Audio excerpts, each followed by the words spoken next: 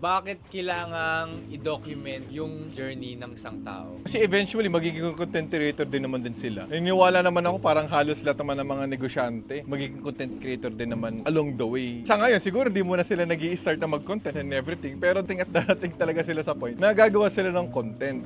Kasi there's two types of getting customer, paid ads at content.